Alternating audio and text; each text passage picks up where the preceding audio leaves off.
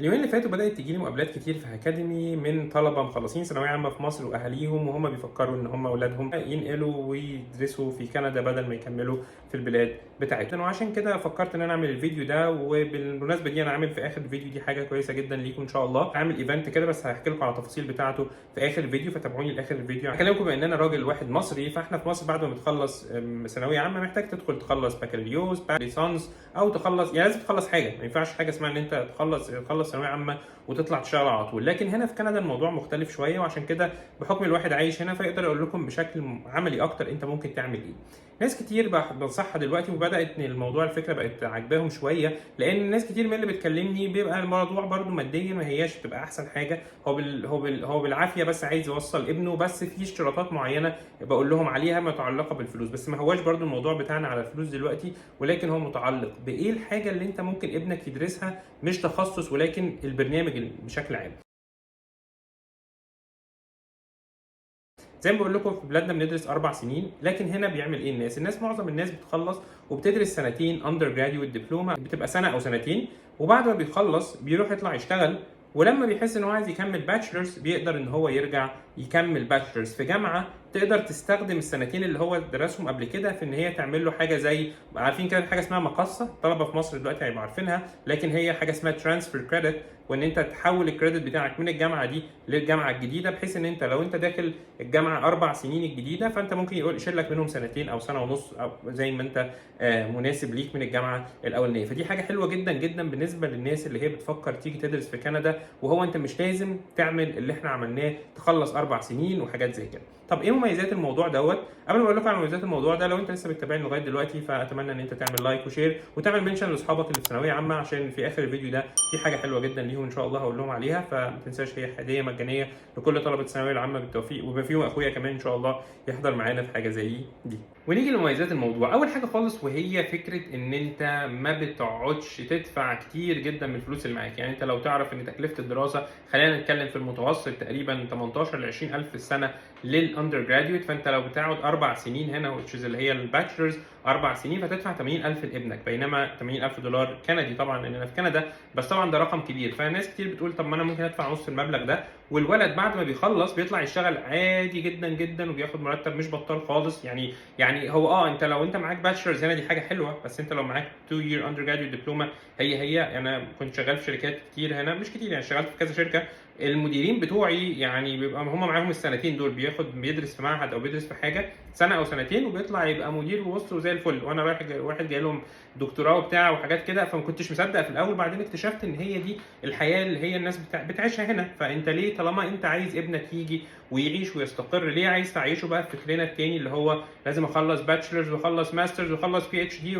حلوه، ما بقول يعني اي واحد بيفكر ان كلامي معناه ان دي حاجه مش مهمه، بالعكس هنا مور يعني مطلوبه اكتر، وكل حاجه يعني بيتم تقديرها اكتر. لكن لو انت ابنك رايح للدراسه عشان يشتغل هيشتغل على طول، وتقدر بعديها لو الولد لما يقدر يصرف على نفسه، فبالتالي لما نرجع لموضوعنا انت هتدفع سنتين بس مصاريف المعيشه ومصاريف الدراسه بتاعت ابنك، وبعدين ابنك بيشتغل وبقى يقدر ان هو يقدم على الجامعه التكميليه دي بنفسه لما هو يحس ان هو حاسس ان هو محتاجها. لو اكتشف ان هو مش محتاجها هو خلاص هيكون قعد له 3 سنين بوست جراديويت ورك بيرميت، هيقدر يشتغل يقدم على البي ار وحياته هتنتظم على طول. فدي اول حاجه، الفلوس بتبقى اقل.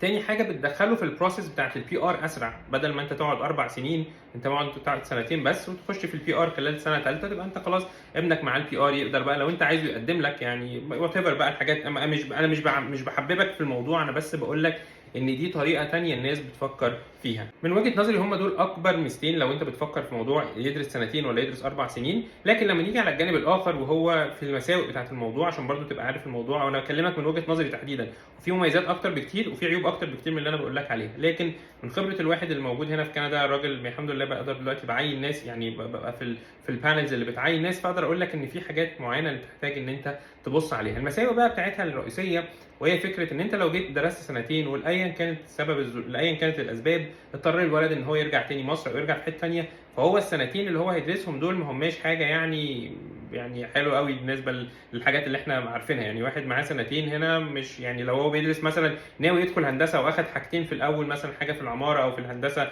حاجه سنتين وعايز يكمل بعدين، هو هيكمل هنا في كندا، بس لما يرجع مصر ممكن ما يحسبلوش اي حاجه من الحاجات دي. فبالتالي دي تبقى انت كانك ضيعت شويه وقت وضيعت شويه فلوس، وبالتالي محتاج ان انت تعرف تدخله في حاجه تاني.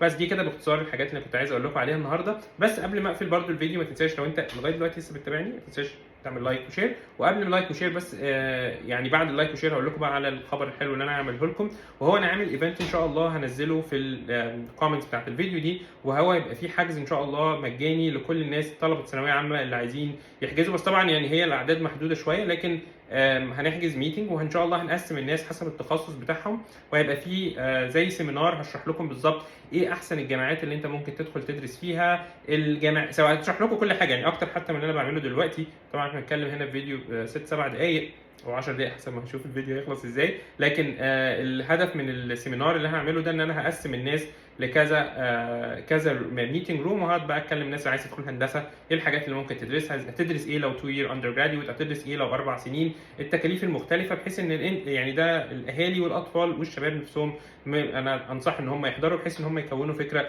كويسه عن الموضوع. طبعا الموضوع مجاني جدا ومفيش اي حاجه خالص، وده مساعده مني لحبايبنا واصدقائي واخواتي الصغيرين، بما ان اخويا لسه في ثانويه عامه وخلص السنه دي. وان شاء الله هتلاقيه برده يحضر في ميتنج من الميتنجز دي ان شاء الله، يشوف الفيديو ده ويعمله، لان والله الوقت اصلا بيبقى صعب ما الحقش اقول لحد اي حاجه. اتمنى كده يكون الحاجات دي مفيده ليكم، بالنسبه لكم حاجه كويسه. لو انت عايز تدرس، لو انت شخص مش في ثانويه عامه بعد ثانويه عامه وحابب تكمل دراسه بشكل عام، ممكن اسيب لك اللينك بتاع اكاديمي، بس ما هوش الغرض بتاعنا من الفيديو ده النهارده. اتمنى يكون الفيديو عجبكم جدا، ونشوفكم على خير ان شاء الله فيديو تاني جديد. خلي بالك على نفسكم، ما تنساش تعمل منشن لاصحابك في الثانويه العامه، ودي هديه الثانويه العامه من حكم وحكاديمي في نفس الوقت. شكرا جزيلا، السلام عليكم ورحمه الله وبركاته.